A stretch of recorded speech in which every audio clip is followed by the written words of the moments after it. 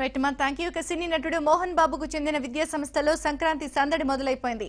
రంగంపేటలోని విద్యానికేతన్లో నిర్వహించిన ముగ్గుల పోటీలు ఆద్యంతం ఆసక్తికరంగా సాగాయి. కళాశాల ప్రాంగణంలో 600 మందికి పైగా విద్యార్థులు ముగ్గులు వేశారు.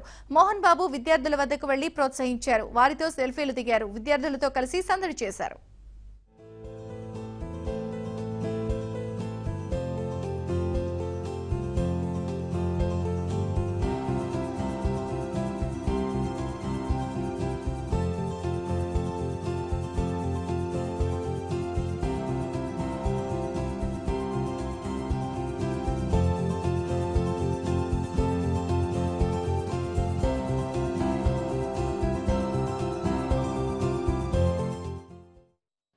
పండుగలకు పాత ఆచారాలు అనే పదం అనకుండా మన తల్లిదండ్రులు ఏ ఆచారాలు చేస్తున్నారో ఆ ఆచారాలను మనం పాటిస్తే సుఖంగా ఉంటుంది, ఆరోగ్యంగా ఉంటుంది.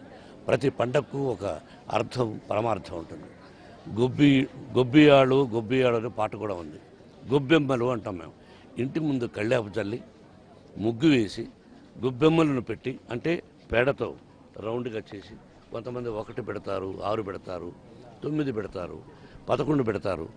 అలా పెట్టి ఒక మంచి పువ్వులు పెట్టి ఆ సీజన్లో వచ్చే పువ్వుల్ని ప్రార్థిస్తారు. లక్ష్మీదేవి రావాలి సంక్రాంతికి మన ఇంటికి అని. అలాగే ఇంకొకటి రకం క్రిమి కీటకాదులు మనం కళ్ళాపు చల్లితే దోమలని అవని ఇవన్నీ కూడా రావు.